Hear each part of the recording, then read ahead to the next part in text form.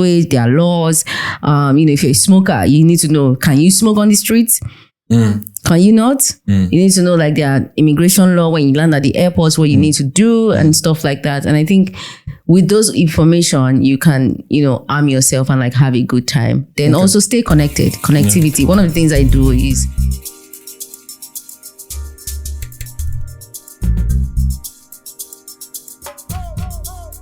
Sup, people. Welcome to the Shrine Podcast, bringing you bands with a side of seriousness since 2019. My name is Akindare, your host, and with me on the show today is... Jemima, co-host. Why did you say it like that? Why did you say Jemima? Jemima, but you can call me Jem. I don't know why Jemima is trying to form sexy. But, Hi. I guess that's Hi everyone. I'm good to be on the show today. Super glad to be here. Okay, fab. Welcome everyone. Today we are joined by the amazing Kofi Dotse. Am I pronouncing that correctly? Probably not. Kofi and I met during my time at Global Citizen, and he's a passionate storyteller and creative entrepreneur dedicated to exploring and sharing Africa's diverse cultures, landscapes, and untold stories. As a travel, culture, and lifestyle creator, Kofi spotlights ethical tourism, African arts, and conservation, aiming to foster a deeper appreciation for our continent's beauty and complexity on the global stage. He's the co-founder. Yes, it's a big deal. Wow, sounds like a big deal. How did you even get him to come on this show? I begged him. Let's put it that way. Let's say I begged him. Kofi is the co-founder of a budding talent agency where he nurtures and promotes emerging creatives in the editorial and commercial industries. Kofi's work has been featured on platforms that celebrate African heritage, and he often collaborates with brands and initiatives that align with his mission to elevate Africa's stories on a global stage. Nice. Welcome to the Shrine Podcast, Kofi. Thank you guys for having me. It's a pleasure to be here. Thank you so much for joining us. It's our pleasure to have you, my guy. Okay, let's do check-ins quickly. Jemima, how are you doing? I'm good. Moving on. Enough said. You can't just speed away from me like that now. Enough said. I'm good. Okay, I'm okay. Generally, I'm a bit tired, like mentally, not physically. I think physically too, but like maybe no, I'm not physically exhausted, but I'm mentally exhausted. So that's just how I feel. So going into this new week, I want to unload myself and take care of that mental exhaustion. Is it exhaustion? Exhaustion, it could be mental right? exhaustion, but it could also be mental exertion, like you exerted yourself too much. But let's not make it an English class. But I'm okay. I'm good. I'm good. If you could give us a happiness score on a scale of 1 to 10? Happiness. That's very strong goal. So many things. I require so many things to be happy right now in life. It's not about work or any specific thing, just in life in general. Life in general. And it's okay if you're not the happiest. Right. You cannot be happy 100% all the time. No, I can't. Exactly. Yeah, because there's always room for improvement. Okay. Happiness number, I would say 8. 8. Very good. Love to hear it. That is a very high number. I know, right? That's good. Long mates, continue. Amen. Kofi, your turn. I think I'll do a solid 9. Solid. Wow. Yeah. I love that. Like, I love that. Am I doing something wrong in life? Wait, what's yours? I'm not I was gonna say like a 6 or something. I was gonna say 6 is not bad. 6 is good. It's not bad. It's not bad. Just above average. Fair point. Okay. Yeah, I'm doing okay as well. Thank you for asking. Oh, sorry. Apologies. How are you doing? I'm doing okay as well. How was your week? What did you get up to this week? Can I even Two things. Oh my God. Do you know what happened? I did something, Kofi, and I think you especially will be proud of me for this, right? I took my camera, right? And I went out into the town by myself. Into the streets. I don't have any assistants. And took pictures. I took pictures of people, pictures of things. Like it was incredible. So yeah, the pictures were really good. Yeah. Let's quickly check in on, I guess, do you think it will be different? Like how would you say like how your week has been is different or dramatically different from how your year has been so far? Today is the 25th, so you're 25 days into the year. No, I just want to get like a summation of, because when you feel like your year is off to a good start, then things go well. Hopefully. No, I started my year with mental exhaustion, right? So I mean, comparing my week with my year, yes, it's happiness level. However, no, I would not want my year to feel this way. To feel like your week has felt. Yeah. Interesting. Kofi, what about you? Kofi on a 9. I bet he would want his year to definitely feel like his week has been. You don't know that now. Although Kofi just got a very special gift that he posted on Instagram. But I'm not going to put you out there like that. Don't come for me.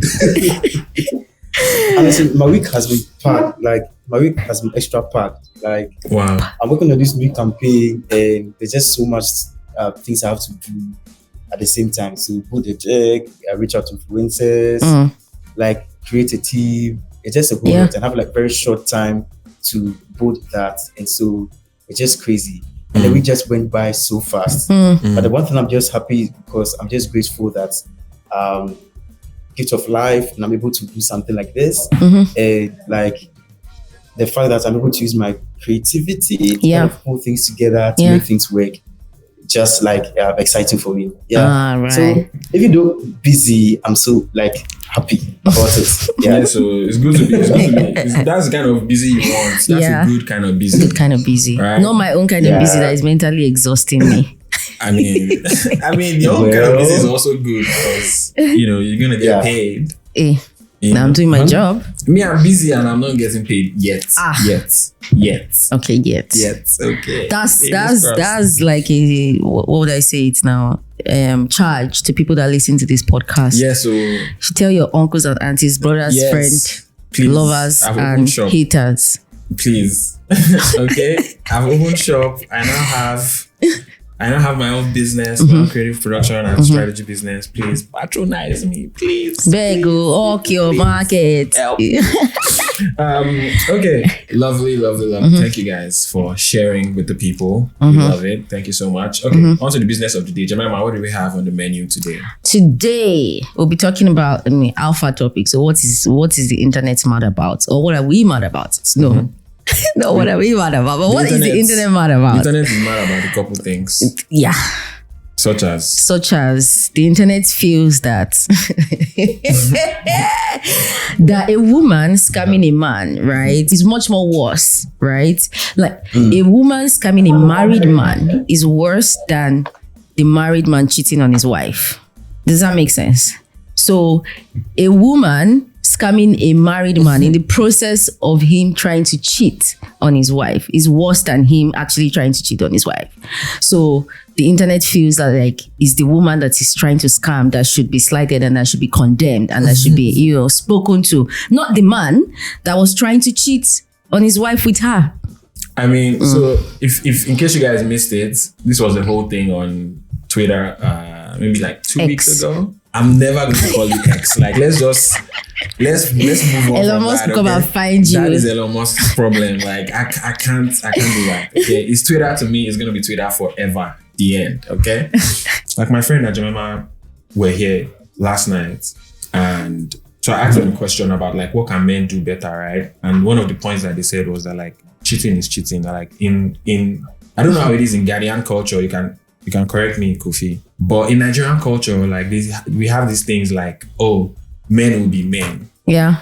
Or, men will definitely cheat. So it's like cheating is normalized in our culture, which it does not make sense to me, But like, I don't know what it is like on the Ghanaian side. I think it's the same here. I mean, when it comes to cheating, there's a higher percentage of the blame going to like men. Like men are trash, men cheat a lot, and they don't really seem to get it. But then it kind of feels like when men cheat, then it's more painful. But then when men cheat, they kind of feel like it's supposed to be normal, like it's okay. Like it's okay. Cheat, Wow. Okay. There's just a lot of conversation of this going on Twitter, like for a long time. Every time somebody has cheated, and generally has to be like the man.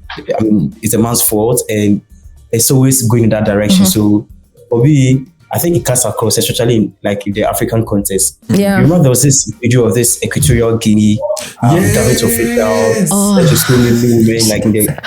I'm like, this is crazy. Like, That oh my Jesus That's what it was wild. insane. That was an insane story. With videos and all, pictures, receipts. Hey. And they were Nigerian men championing the guy. They would say, it's a bad guy. Is this? Is that? Why are we like this? There was a whole hype about the issue, and it got to a point. Equatorial got a lot of limelight. Like, we're from this country. Like, people didn't even know there was a country called Equatorial Guinea. All this thing came. I'm like, can we be serious? Like, can we be serious? And what this country became famous for was because like it was on CNN, it was everywhere. Like that was nuts. BBC everywhere. The lesson here, I think, is my fellow Nigerian and Ghanaians and My fellow African men. by extension. Cheating is cheating. Okay, just because you as a guy is doing it does not make it better. Okay, does not improve what it is. Okay, cheating is cheating. Thank you very much, and God bless. THB. Moving on. I just want to quickly touch on another thing that's really been in the news, which is obviously climate change. Climate change is real. Climate change is real. Okay, the fires in LA have just recently, crazy. Been, I don't know. I can't even say if it was dealt with. I think the fires just kind of died down and passed, right?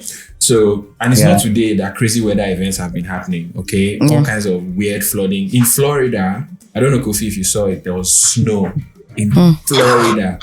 Anybody that knows anything about Florida will tell you that like snow is literally the video I saw.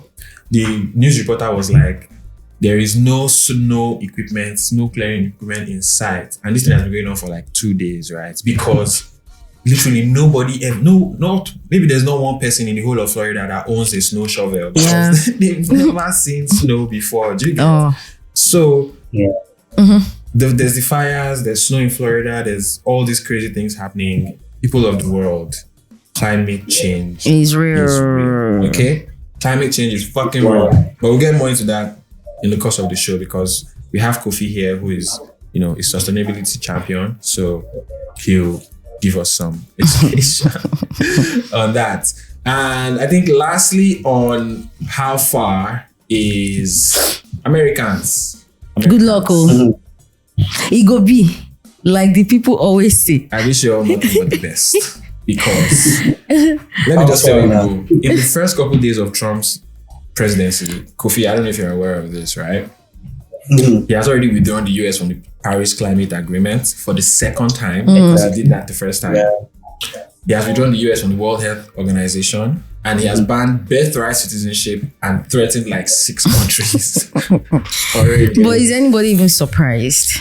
I mean, I'm not surprised. I'm not surprised. Because, I feel like he said he was going to do all these things. So like, but they still voted for him now. It just makes sense that like that's what is happening. So to all my American friends, from the Shrine Podcast. My thoughts and prayers, our thoughts and prayers are with you. On behalf of myself, no, not that you people are dead, but on behalf of myself, Jemima and Kofi, we wish you guys the best for the next 4 years.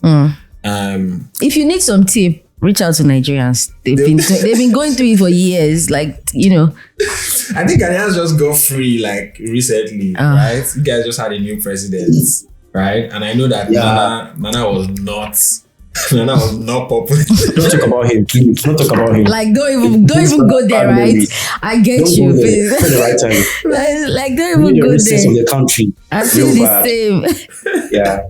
Like, who builds a statue for himself? Like, when you're not even out of office, we haven't even done anything. Like, who the statue praise yourself? Who does that? Like, no, African leaders are something else. Right? African leaders are something else. I think they turned the statue down already. Like, they turned it down. Yeah, they broke it down. And the funny thing was, the statue was still laughing. You can change it. It's a lot of regard for me. Oh my god. It's audacity. Oh man. Okay. Yes. Right. We're happy for our Ghanaian, friends.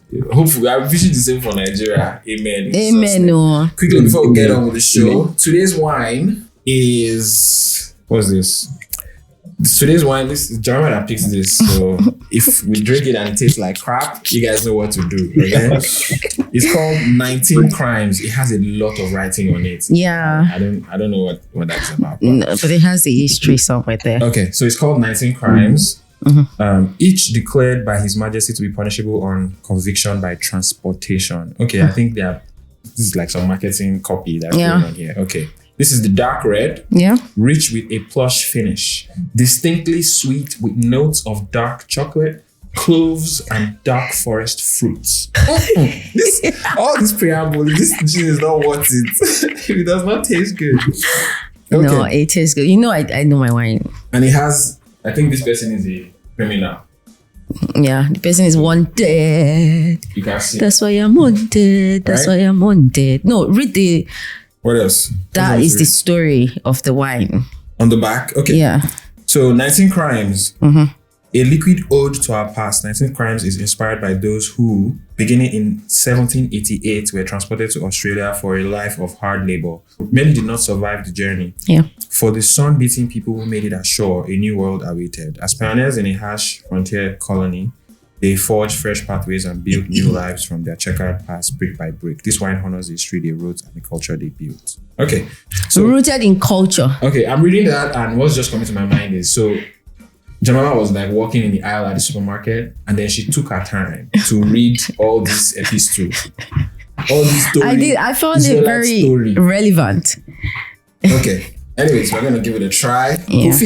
Kofi told us before the show he was going to have a bottle of wine and he failed us. Kofi has water instead, so he's going to be drinking. Kofi's going to be drinking water. All right, we can get on with the show while we test out what the wine is saying. Okay, moving on to our curiosity session. How travel and cultural exchange can serve as tools for personal growth, empathy, and global understanding. Before you go, when I saw the topic and when you said, this is what we're going to talk about, right? I was like, it's nice. So then I looked at the episode note. I was like, how travel and cultural exchange. I was like, this is very deep. And I was so excited. I was like, I'm just going to come here and soak up all the knowledge from Kofi, right? And she's used that to excuse herself. No, I'm not excusing myself. As you know, I am well traveled, okay? Girl, so whatever. I could definitely contribute, but I'm just saying that, like, give you a shot. I was just saying that, like, I was so excited because, like, of Kofi's profile and, like, what he does and what he knows. So Kofi's a traveler. Yeah, Kofi's a citizen of the world. And I think his own travel is actually the real one that we're talking about, not the one that I'm doing. It's like he's well traveled. I'm well traveled, He's work that I say, okay, go and work here for 2 life. She wants to claim it as. No, I wasn't claiming it. Nonsense. Okay, real quick, Kofi. What are your thoughts on? Because when we talked about like travel and cultural exchange as tools for personal growth and empathy, that really connected to me because obviously I don't live in my home country anymore, but also like I've been privileged. I've been lucky enough to be able to travel to a few places around the world, and I can absolutely connect with the idea that cultural exchange is definitely like it helps you grow as a person. It helps you see yourself it helps you see the world outside of yourself. It helps you empathize with like other cultures and what other people are going through or experiencing. And obviously global understanding is like, so what are your thoughts specifically on travel and cultural exchange? I think for me, when it comes to travel and cultural exchange I think Africa kind of has majority of that. Because like realize anytime you travel across the continent from like one place to the other, you realize that there's this uniqueness when it comes to culture, like our food, the way we dress, the way we do our things. And even though we may be kind of different from each other, there's something that's like we can all relate to.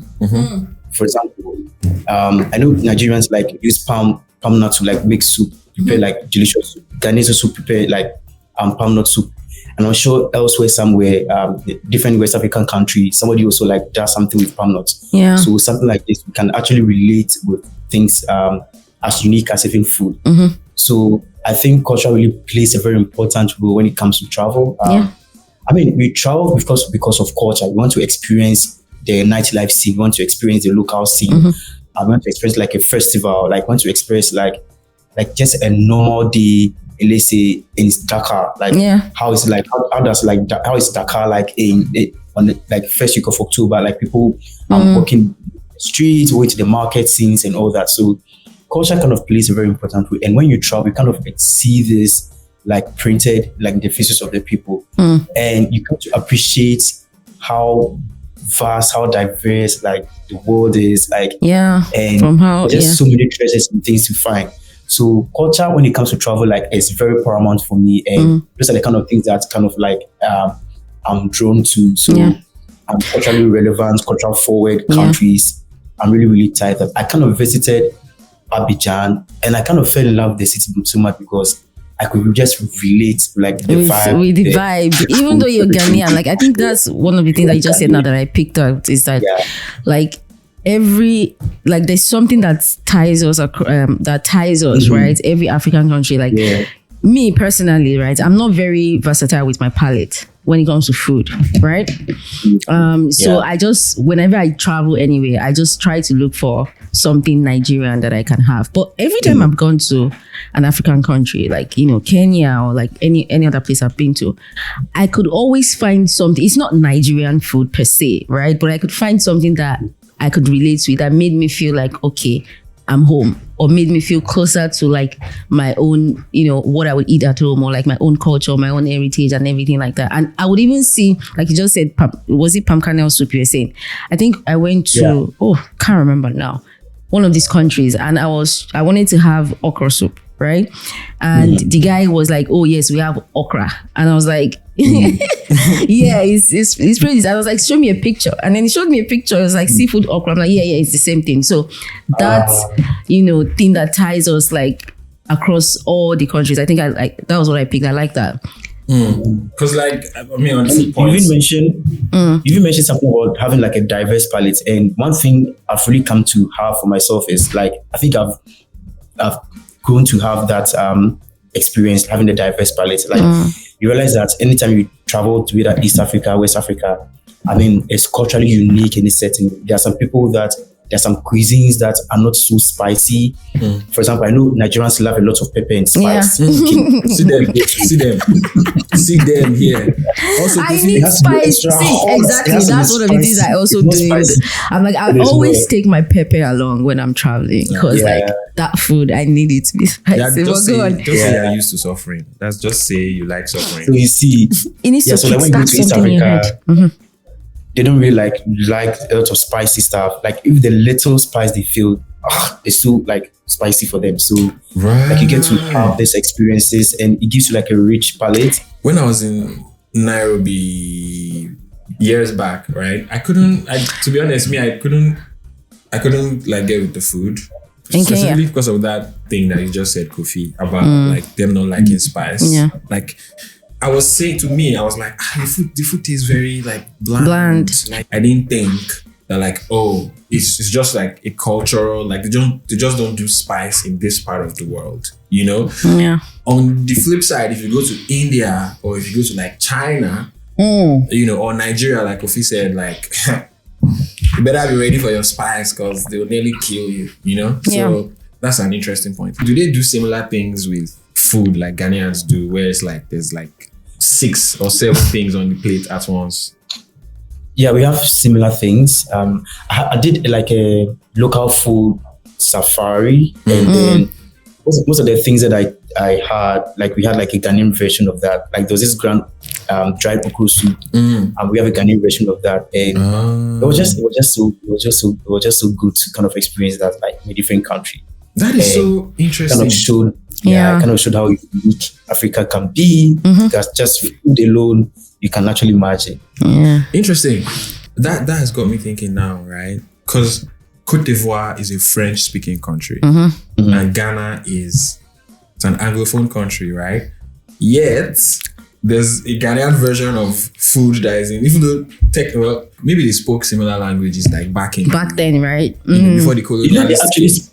They actually speak Akan. Ivory Coast, though, to the Akan Empire from Ghana stretches as far as like the west and Ivory Coast. So along the coast, you find people speaking Nzima, like native, like Akan dialect. I even found like a Nzima palace all the way in Grand Bassam. So just along the coast, along the borders of Ghana, you kind of find people who speak, Akan. And they have like an Akan festival and all that. And it's just so unique. Wow. Yeah, Wow. That is interesting. So look at now. We said we've already divided the two countries. We said one is Francophone, one is Anglophone. Whereas once upon a time they were the same. They were the same. The only thing colonialists They just came here to divide everything. But Kofi, I have a question for you, like random, but also not random. Has there been a place you've been to that when you got there, what you met or the experience that you had was different from what you had read about or what your perceived notion about that place? That's a good question. Because people write a lot of things and you see a lot of things, and then you now get there, it might not be that same. Most of them are lies. People lie a lot. Don't believe those people. People lie a lot.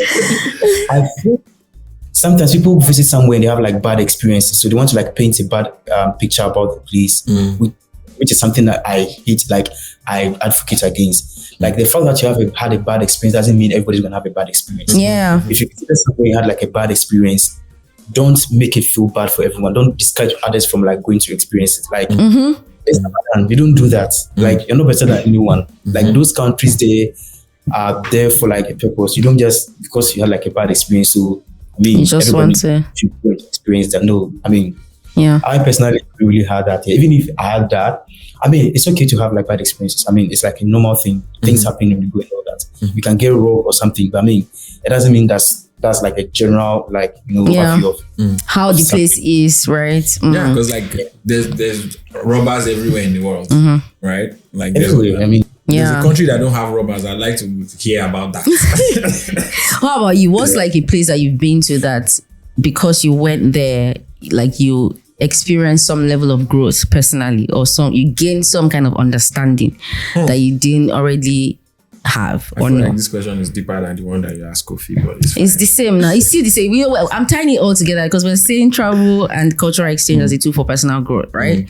So I'm just zeroing in on like, okay, if there is like any place you've been to, anywhere you went, and then just the experience that you had there made you like a better person, or you took something out of that experience that you kind of translated into your own personal life. See me acting like I'm doing questionnaire, like I'm interviewing y'all. Oh shit. I'll say I think maybe when I went to, or the times I've been to Kigali. I was hoping you were gonna say Kigali because you mentioned, I think for all your African countries that you've gone to, Kigali is the most recurrent place you've mentioned. Like you always remember something about, maybe you're watching something, you're seeing something, when I was in Kigali. Yeah. When I was in Kigali. First of all, I think I've been to Kigali thrice or so. So it's the African country I've been to the most. In terms of number of times, I think I've only been to Nairobi like twice. But Kigali for me, because of they obviously have this very negative and this very dark history. Yeah. And and it's still there.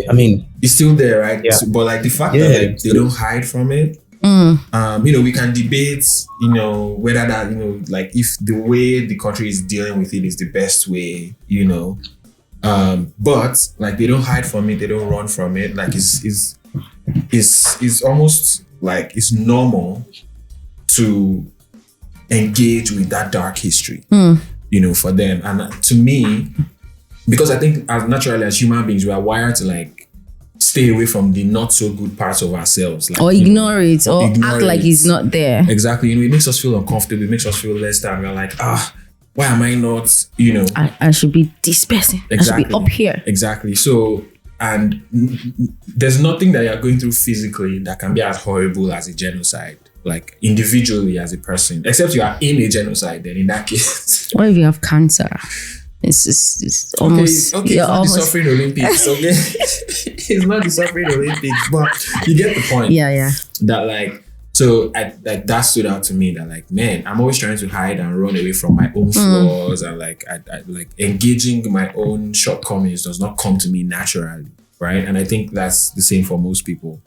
So like learning about that and like physically being in the country on the ground and seeing how people actually are living that, like dealing with that every day of their lives, I thought was very interesting. And so personally now I try to be upfront with myself about like, the things I'm not so good at and like not be like, you're a dead guy, you're a useless guy, or you're a failure or whatever. I mean, it's a work in progress because obviously Rwandans have been working on this reconciliation and all of this for years and decades, right? So that would be my thing. I think nice. The one thing that... And you're like, that's so deep, but like you already have the answer. You know the answer. No, now. You have to dig in deep. Exactly. I need to check my archives. Like, where can I digging deep. Right, yeah. Kofi, what about you? Have you been anywhere and like the experience that you had there made you like think, I need to change XYZ or do XYZ in my life differently, that like led to like a moment of personal growth? I think when it comes to like freedom of movement and doing things, I think some countries are more privileged than others. Like, let's bring it into context. So like the way I can move around in Ghana, like around 2 a.m. and like freely, without getting marked. We can't do that same thing, let's say like in Nairobi somewhere, like you can get marked, or even Johannesburg. Like you don't get it easy. So I feel sometimes we kind of exalt countries higher than others. Okay, this country looks like all good, economy is all good. However, they have a certain negative side to it. This country doesn't have like all the good stuff, like economy-wise, like infrastructure, but then there's a bit of freedom in doing things. So just come to realize, appreciate like wherever I am and like the opportunity to be able to have access to things that people within the same continent don't have access to. So I think and we have to like count these things like and just like realize that it's a privilege and it's actually a blessing to have things like that. So yeah. Like to piggyback off of his point, when I went to Morocco, I mean, I think that's also like my own response is also similar to his, which is that like everything is a privilege, right? Like for me to be able to even interact with people and like understand people. Because when I went to Morocco, imagine my shock when I realized that they spoke French. How were you shocked? I was just shocked. I was just like, no, I know it was, but like I was just like, okay, maybe, we are both Africans now. Like, why can't we understand ourselves? Because I was trying to like have interactions and, just engaging with like everyday daily people, like normal people, like cab guys, or, I'm going to the store. But like, I found it difficult to interact with them and engage with them because of language barrier. But when I was coming in my head, I was like, African country. So I should be able to like interact and engage with them. But that experience just taught me like, okay, you know what? Sometimes what you perceive or what you know, what you feel like is not really what it is. So sometimes you have to like be patient or like understand that like when you have engagements with certain people, you need to contextualize it, right? Or like you just have that, how will I call it now? Patience to sort of like engage with them, because I was almost getting agitated. Like, why don't you understand what I'm saying? Like, don't you understand English? How can't we engage with ourselves? And I was using Google Maps. Google Translate rather. But context, it's just, that is the first Francophone country you've been to. Yes. Yeah, that is. Yes, it is. Okay. So what I'm hearing from that is essentially like everybody kind of lives in their own sort of bubble of the world. Like everybody thinks like their version of reality is what is. For the most part is what is. Like you think, Africa, like, but the truth is like even within Europe, like there's different, people speak different languages and, there's different, that's another thing why this topic I really loved this topic, because even, so just like to your point, Jemima, right? Within Africa, there's so many diverse cultures, like individual countries. Like I'm sure there's like, I don't know how many languages there are in Ghana, right? But South Africa has minimum of 12 official languages, right? Nigeria has like, I don't know, 300 and something or 400 and something tribes, right? And they all have their own distinct languages. Within Europe, each country, like, they have their own different languages. Even in the UK, in England, like, everybody, exactly, like not the Scottish accent is all different from, different from the Irish accent, is different from Northern, So, like, ultimately, I think the bigger lesson for all of us and for our audience essentially is that, like, no matter how much you think your corner of the world is representative of the world at large, it is not. It's not. It is not. And I think in Africa, we need, obviously, you need the economic means to be able to travel, and traveling in Africa is... I want to hear from Kofi, like, because you mentioned, I like to go to African countries a lot. And I know the challenge of moving around in African countries as an African, by the way. That thing just like blows my mind. I'm like, why can't I travel to another African country as an African? Like, I can travel to Canada or the US or UK easily as a Nigerian than I can travel to what country should I even call now? Maybe even Abidjan, right? Because it's like Cote d'Ivoire. It's just like, why is it so difficult to move around? Kofi, what say you? You are the most experienced African traveler on this show. I keep having this conversation all the time. Like, traveling in Africa is a lot. It's expensive, and access, like dealing with immigration, borders, like flights. It's just a whole lot. So, guys, it's not easy as like traveling within Europe. Like, I can travel from like UK to France via train. I can't do that from like Benin to Togo or even Accra to like Lomé. It's crazy, and flight prices are like so high, so high. It just it doesn't make sense. Like, for countries that are close by, like, you should actually make it easy to just travel. Like, if you want to go to Abidjan, I don't expect like I even believe that as Africans, we should not be getting visa to go to another African country, West Africa or North Africa or East Africa, whatever. Like, why are we segregating and separating ourselves like that? And then it will now be so difficult for you to even move around and enter another African country. Somebody who's living in Europe or somebody who's like British can easily go to another African country than you that you're an African trying to move from one place to another. Like, I just don't get it. What sort of immersions have you had with other cultures that you really liked? I think for immersion, I think I've kind of had like a lot within East Africa, within West Africa, then South Africa. I think those are the places I've really been to, like, majorly. So, like, dancing with the Maasai, getting to know their culture. I've not done that. What is that like? What's what like? Like dancing with the Maasai. Oh, dancing. People always do that. You've been on a safari, right? No, I haven't. No? Africans don't go on safari. I'm sorry. Africans don't like going on safari. Sorry. I have. Sorry. My brain was like safari, like the safari thingy at Dubai is what my brain was. Okay. Strange. Apologies. I have been to the National Safari Park in Kenya. That thing that you just said now, Kofi, that Africans don't like safari. Okay, yeah, Africans don't like safari because on the typical like game drive, it's only white. You only see white people.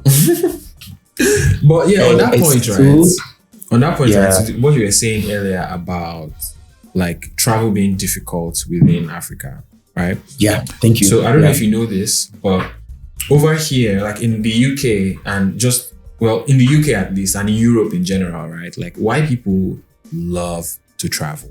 Yeah, shit. Any small thing, holiday. Any small thing, holiday. I'm going on holiday. They want to go to all the countries, everything, right? So I wonder if like the infrastructure and processes for traveling within Africa are the way they are because we don't have a traveling culture. Yeah, we don't have a traveling culture. Now I say this also knowing that maybe modern Africans don't have a traveling culture because of colonialism. Yeah, because like, You know, it might be that, our forefathers loved to in travel. them days, They could have been traveling. culture there, but like now, maybe not so much, right? I wonder what you guys think about that. Like, do you think part of why it's so hard to travel within Africa is because similar to the way we don't like safaris, like we don't have a culture of like traveling. I think, to me, at least from a Nigerian perspective, at least in my own experience, it seems to me like traveling is a rich person thing. It's like it's a privilege. Be like, I want to travel to this place. I want to travel to this place, right? But it's a luxury rather, not privilege. It's a luxury, right? But like I feel, but like to the point of the topic of the podcast of the episode, right? It's like it needs to be something that everyone can do. It needs to be part of our culture that like, traveling is good. And because if you want to gain understanding of the world, you do need to travel, right? I remember like before I left the four walls of Nigeria, obviously, I knew things. I knew things, and I could, talk about certain things and like engage in certain conversations and all of that. But like when I traveled, I had a better understanding about certain things that I used to say about certain places, because now I have been there. I have interacted with the people. I've spoken to them, empathized with them. I've understood, well, maybe not understood, but I've sort of immersed myself in their culture for that short period of time. So when I'm speaking from a more informed place than rather than what I read or what I know, right? It just makes me, that's one of the things I'm so grateful for about like just being able to travel, is I can now say things with confidence about a place because I have been there and I engage with them and interacted with them, so I know firsthand. I might not be living with them, or I might not be living there full time. Their lived experience, but I did go there and I did like engage with them. But yeah. Interesting. I didn't answer your question, but maybe Kofi will answer your question. Yeah, it was originally directed at Kofi. Oh my God. I'm sorry. You usurped him. Sorry. Please go. Why it's so difficult to travel within the African continent is because we technically don't have a culture of traveling similar to the way Europeans have. Yeah, I think that is another factor, and the fact that we don't have the infrastructure. Like I mentioned earlier, I can actually travel from like London to Paris via train. When it comes to options of travel, we are kind of limited within the continent. Okay? It's either by road or by air, and the latter costs like an arm and leg. And going by road you have to deal with immigration officers. You have to do like so many issues. So infrastructure wise, we don't really have that luxury, and then we haven't really built the culture. They're not beginning to like build that culture of travel, because Africans on a normal day wouldn't like to go on a vacation. Like we didn't have like a disposable income to like Kofi, there's so much going on in our lives that we can't think about taking a vacation, No. We are busy trying to fight our leaders. Exactly. That's a good one. The only time an African will go on a vacation, maybe on like a honeymoon, after they get married, then they're going to go to Dubai. And even when it comes to like vacation options, Africa is not part of the conversation. Yeah. Outside Africa, somewhere else. Outside Africa, you see. So that's true, actually. It's a lot. It's mad. Interesting. I mean, that's how I feel. Yeah. Yeah, I mean, well, I believe how you feel because you're the expert. You're the expert here. More than most of us. Has anybody made a friend? Yes, I have. Outside of their country. I have. Like I have a Kenyan friend. Not outside of country, on one of your... What? Relax, I have a Kenyan friend. Let me land. Yeah. Melissa. Funny enough, she heard about this podcast and she texted me and she was like, Jemima, you have a podcast? I was like, yeah. That's true. I should have sent it to you. And, she was like, I'm going to listen to you. And she listened and gave me some feedback. Basically, what Jemima is saying is that she has not been evangelizing. No, I have. No, she's not been doing a good job. I have. Shut up. I have. I just meant like my Kenyan friend. But yeah, I have made a friend. That's your question. You're going to ask. No, I don't know that I've made a friend, actually. I mean, I've made friends where I live now. But like, I've not gone like on a trip.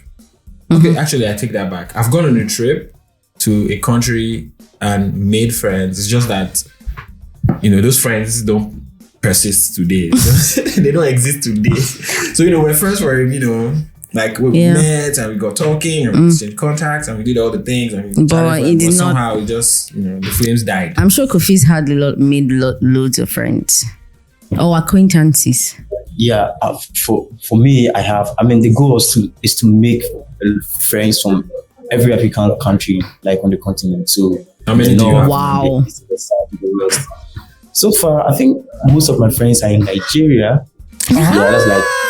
Look at that! I had no idea that you had a lot of Nigerian friends. Oh, loads. Like, wow, no wonder when you were saying the Nigerian, like he was saying Oshe. I was like, by the way, I've just been holding myself from saying a lot of Nigerian slang. It's like, will you get it? But like now that you say you have loads of, because one thing I know Nigerians like to do is tell you about their slang and teach you their slang and like make you, they might not be doing it consciously sometimes, but like just because you're in close proximity with them and you're friends with them, you kind of like pick up their lingos. So I don't think anything will be lost on you. Thank you for saying that. So after Nigeria, what's your second top? I think South Africa. Yeah. I've never been to South Africa. Maybe East Africa. Nice. Wow, interesting. So you want to make a friend from every African country? That's the very big ambition. Friends, Kofi.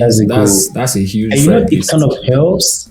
It kind of helps because if you decide to, let's say, visit a new country you're not familiar with, and like somebody there, they could help assist in so many things, like help you find your way.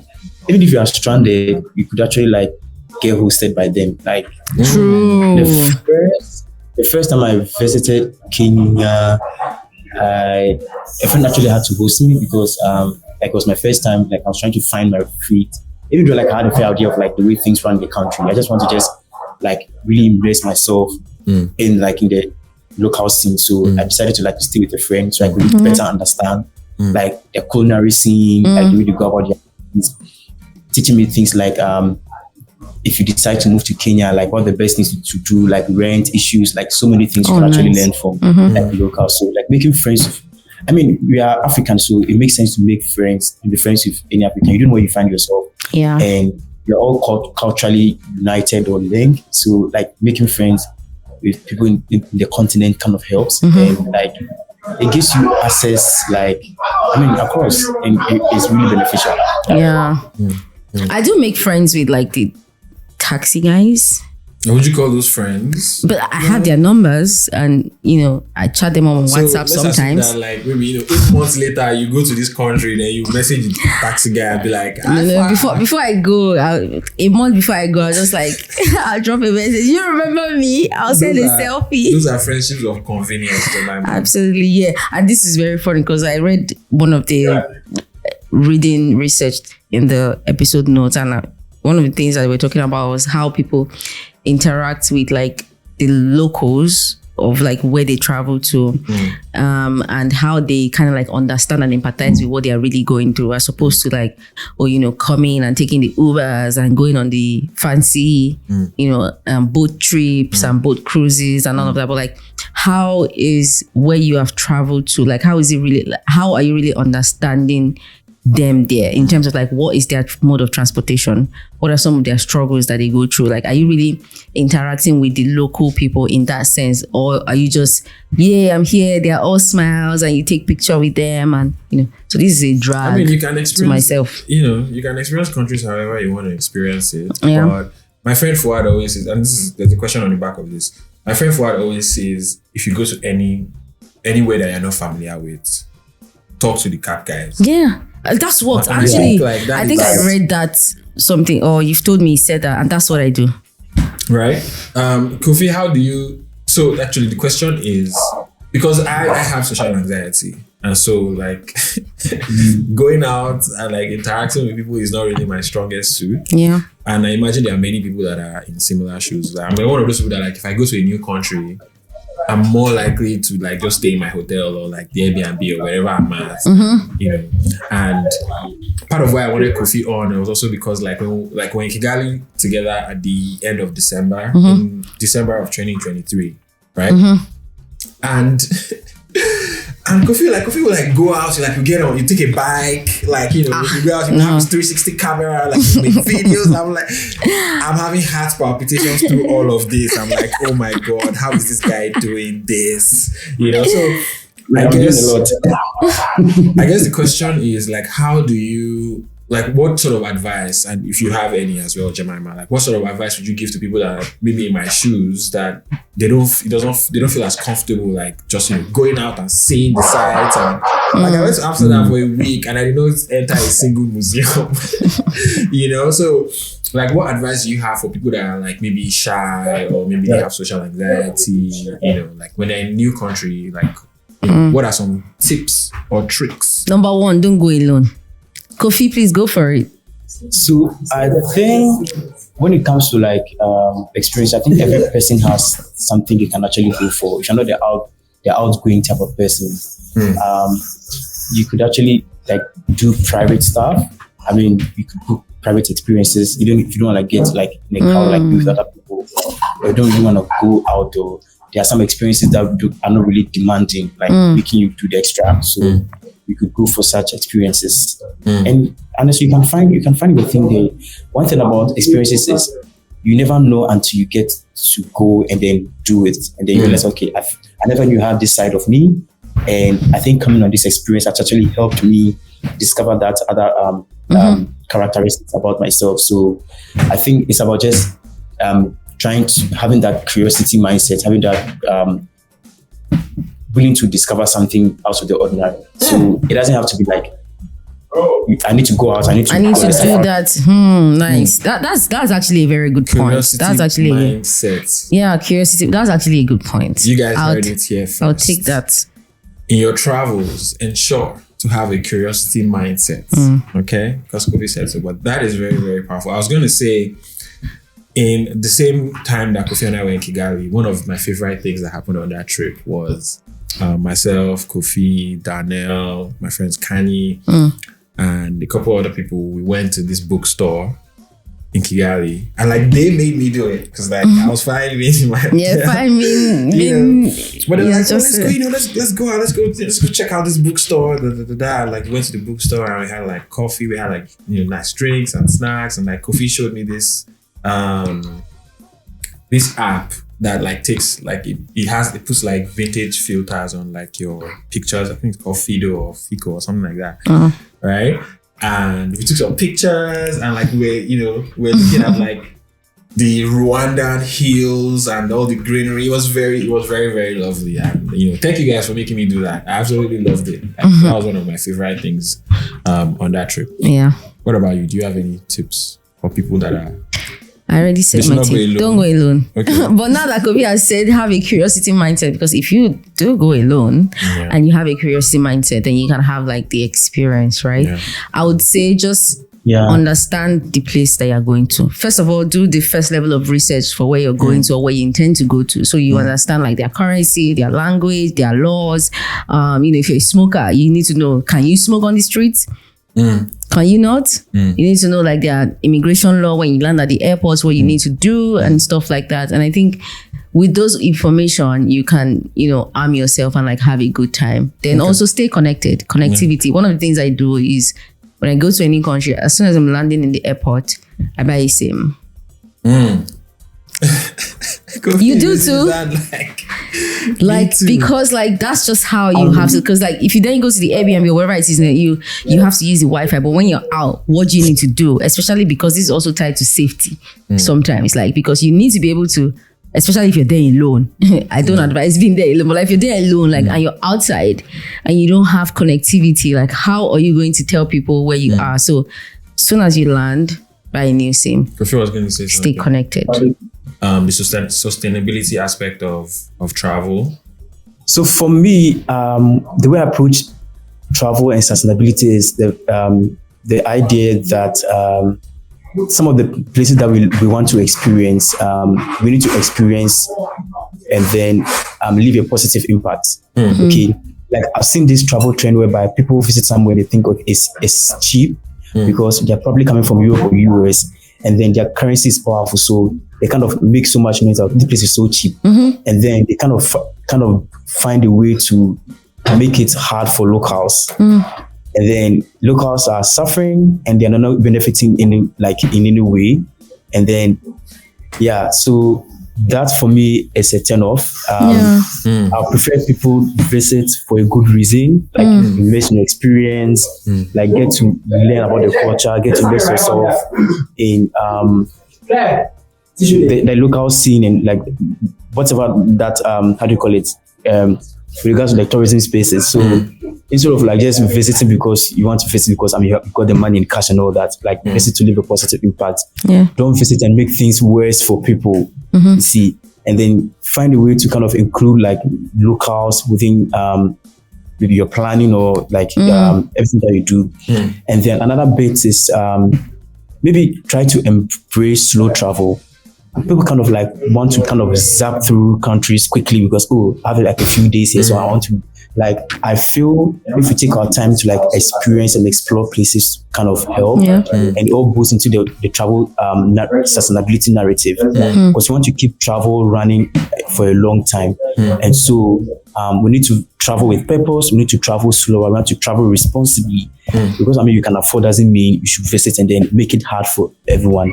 I'm saying this in reference to this whole Dirty December thing because every other year, I'm going to draw some points. It's like every other year, December is more of like a just overwhelming season for everyone. There's too much traffic. Prices of like hill ride apps just shoots up. Like everything is just. Is it the same in Ghana as well? Chaotic. It's the same and even worse. Like, wow. It's the same and even worse. I thought that was a Lagos thing. Actually, they said it's new. It's new. Is it new? Is it a new trend in Ghana? Yeah. I think it's been there ever since the year of return thing was announced. Like it's been there. So and one thing that our diaspora brothers and sisters do is anytime they leave the country after going to the clubs and things to show their balling energy, they go back to their country and then they request chargebacks on their credit cards, on their debit cards. Like who does that? How are you requesting chargeback on spending $20 bill, £20 bill? Like if you can't afford it, why do you come to the country? You come and you clap hop, like you kind of make it feel like, okay, you guys, you're in town, you got the money, like I just go back. IJGB in the town. I love it. You overspend, and then you go to your bank and request chargeback on businesses that are trying to make ends meet, on local businesses. Like, how are you supporting locals? How are you supporting businesses? And then you guys come and make so much noise. I'm going to my country, my homeland, Ghana. Get ready with me to go to Ghana and Nigeria for 30 December. So you need to cancel that trend. If I have my way, I would cancel that because it doesn't make sense. It's buying everything out. It's overpricing us, and it's annoying. We need to regulate this thing very well, else it will lead to something bad. I agree. And our brothers in the diasporas. I don't agree. What are you regulating Dirty December for? If you're coming to your country, don't take advantage of creatives. Please. Yeah, I hear you. You don't need it. If you can't afford it, come back another time. Ooh. Don't try to take advantage. Come back another time, okay? Yeah. I love it. I'm here for it. I love it. Do they charge in dollars in Accra as well during Dirty December? They do. Oh my God. Now it's common. Wow. Apartments are charging dollars, dollars. Everything will be so expensive. Like I went to Nigeria and I could not. Yeah, it was so expensive. Okay. That is, you get that. Our diaspora brothers and sisters. Biggest lesson from this is diaspora brothers and sisters. Don't go back. Yes. Don't go and ball in. Don't go and ball in and come back home and then be raising chargeback of $20. Come on. What is $20? Okay, no, sorry. Maybe I'm speaking from a privileged place. But come on, guys. Come on. You can do better. You can do better. It's peanuts. $20 is peanuts. It's peanuts, actually. Yeah, because come on, that's like what your grocery shopping. Yeah, less than. Yeah, like, less than probably. Picking up a few stuff. Okay. So just quick recap of Kofi's points. Our diaspora brothers and sisters, do the needful. If you don't have the money, don't exploit creatives. Don't exploit creatives when you come to town. Also, sustainability, right? There's a reason why you're able to come to the country. So make sure that, like, you know, if you can participate in local economy, employ local people, use local people for whatever services, anything that you need, etc. Make sure that you use local people first. Don't be doing chargebacks. Okay, come, please. Guys, don't be doing chargebacks. Come on. Do that. Come on. It's not good. Travel. Yeah, and also slow travel, right? Slow it's travel. not like, you know, you have to get everywhere like ASAP, you know. Slow travel, experience the place, Take your time. Research where you're going to beforehand. Research where you're going to beforehand as well. Also, be wary of cultural appropriation. Like, you can engage in the culture, but then don't now make it seem like you are not the owner of the culture. Right? You are the custodian. Culture Engage, custodian. participate, keep it moving. Yeah. Okay? God bless all of us. Yeah. All right. Quickly, let's move into recommendations. My music recommendation for this week is Niniola, This Is Me. I think this is her first album, her second album. If you don't know Niniola is basically Nigeria's biggest house or Afro house. Akindare loves us so much. She's incredible. She's the best since sliced bread. I don't know I joke. But you like her though. Niniola is great. Her voice is insane and her pen game is on point. So check out Niniola's album, This Is Me. It's called. My movie recommendation is Severance on Apple TV, Apple Plus, whatever Apple streaming thing is. That's where Severance is. It's great. I think it's great commentary on capitalism. It's Apple TV. Go and watch it. It's fantastic. And my tech recommendation for this week. Stop interrupting me. Sorry. My tech recommendation for this week is eBay. Okay. Everything. I'm going to make a video at some point on all the equipment that we used to make the podcast or that I use for my YouTube videos, etc. But basically everything. You guys, Akindare loves eBay. Oh my god! Are you seeing the price of camera lenses now? Do you know what I'm thinking about? Like people that are hearing this podcast that live in Europe and they be like, we knew about eBay things, but like because you've been in Nigeria all your life. Using eBay properly. I'm telling you that there are some fantastic deals. There are some There are some clutch deals on eBay. All right. If you're in Nigeria and you can make it happen, do it. Okay. Do it. It's going to be cheaper than whatever it is they're selling to you in Nigeria. I almost promise you that. Same thing if you're in Accra, etc. Okay. Wherever you are in Nigeria and Africa. Over to you, Kofi. I think for music recommendations, I'm gonna go for "Praise You" by Kabza De Small. It's like South African amapiano with a sprinkle of gospel, and it's just chill, like a lo-fi. Like Praise You is what you call it. Let me write it down. Please write it down. I need to add it in the description. Praise You by who? So, Kabza De Small. Kabza, that's K-A-B-Z-A. Z-A, yeah. K-A-B-Z-A. That's small. So yeah, D-A, the small. then small. Okay. So I always play gospel music on Sunday, so I'll add this to my playlists so that we can gyrate, we can groove with the Lord in our piano style. You get me? Okay, so you're music, right? I think for movie, 668. Is that the title? We recommended that last week, Kofi. Yeah, 668. Okay. 668. Okay, but it's fine. It can be your. It can be your recommendation. Like there's something about this movie because we recommended it last week and Kofi recommended. You recommended it actually. Yeah. Okay, I recommended it. Yeah. So it's a really powerful movie. Yeah, the acting was just solid and I agree. Storyline was just good. Fantastic. Yeah. I think for tech, I just feel there's just too much hype around this DJI Osmo vlogging camera. And I kind of heard somewhere that if you cannot afford it, it's not really necessary. You can just use the camera and then do your vlog. You don't need to, because it's quite limiting. So, I mean, I don't like going for hype. Okay, so whatever works for you, keep it going. So for tech, I'm not going to recommend. If it's a phone you have, make it worthwhile. Use it when to just make it work for you. I second that. You'll be surprised how much you can create with your phone. You'll be surprised. Okay, so for all creators out there, don't let the DJI Osmo 3 or 2, whatever it is they are selling now. Don't get caught up in that stuff. Okay, you can always start with whatever you have.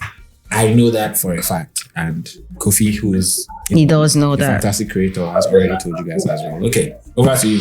Me, music recommendation. This is an old music, but I'm recommending it again. Jeremiah Gang. Is it Gang or Gang? Jiang. Jiang. Okay, so I'm recommending this Jeremiah Gang. Jiang. Okay, let me take it again. What? Yeah. Jeremiah Jiang and Asha Comforter song. I love that song so much. It gives me comfort. So listen to it. Movie. It's not a movie, but reality TV show. Young. I don't know how I feel about reality. I don't know how I I don't have any recommendation for You movie. knew she'd mention it. Yeah. All right, But it's scrap gonna get a that. lot of hype. So But that's the fine. show is so good though. It's your recommendation. Yeah, I mean, More you know, if drama. you're into that kind of Drama is thing, good. if you're into reality TV and all of that, yeah, young, famous, African. rich Africans. Yeah, so look that up on Netflix. Take the young loosely. Take the famous Hey, loosely. you're as young. well, 'cause If you say you're young, I'm young. Everybody's young. We're young at art. there's like one person that's young in that whole thing, or two people that Young is at young. art. But I digress. I got just Movie. 1 minute left. Movie. Nothing. Tech, no tech recommendation. Just normal tips for travel, which is everything we've said. So yeah. Okay, fabulous. Kofi needs to go, so we are just gonna skip our Yeah. Food Square session today. Before you go, Kofi, just tell the people what you have going on, where they can find you, anything of that sort. Yeah, where we can find your work, etc.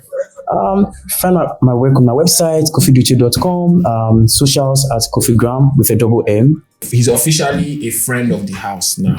Right? Absolutely. So send all our love to Kofi. Thank you so much for coming on the Send show. my love to your new love. We appreciate spending the time with us. You can listen to other episodes of the Shrine Podcast anywhere you listen to podcasts. Apple Podcasts, Spotify, Amazon Music, anywhere. Just we are search there. The Shrine Podcast. We It did, will yeah. come up. We There's did. literally the only Yep. The Shrine Podcast everywhere. Only one. Only one. Any other one you see It's a counterfeit. is a counterfeit. Yeah. It's an impersonator. Follow us on social media as well, behind the scenes and other content. On IG, it is theshrine.pod. Yeah. On Twitter, we are theshrine.pod. Okay, if you would like to send us feedback or participate in the Village Square segments, one we not do on this episode, send us an email at this address, theshrinepodcast@gmail.com. Thank you very much for riding with us. Episode 2, season 4.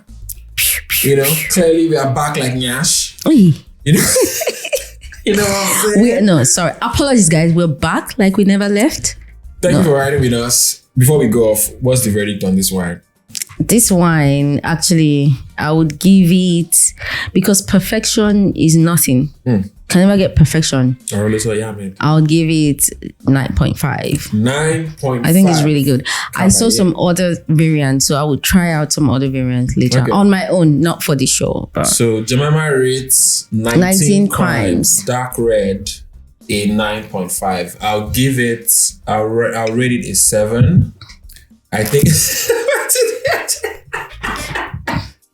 I'll give it a 7. No, I'll give it a 7 because I think the initial you don't know anything about wines anyway, so the You don't initial know what? that. The initial taste it was a bit, Oh, but like then as you now chocolate and everything, but like, you know, as I drink on, it's coming to me. So it's not bad. It's not bad at all. I'm not saying it's bad. It's No, 7 is good. 7 is a good number. 7 is good. 7. I don't. Okay, well, I guess 7 is good. I was gonna say I don't know why I gave it a 9.5 because I feel like I've had some other wines that are actually like good as that well. are better than it. Come on, you've had wines that are better. Yeah, of course. But like it's actually really good wine as well. So Maybe you give it a 9 because, you know, this was your selection and you wanted. maybe I gave it a 9 because I'm high.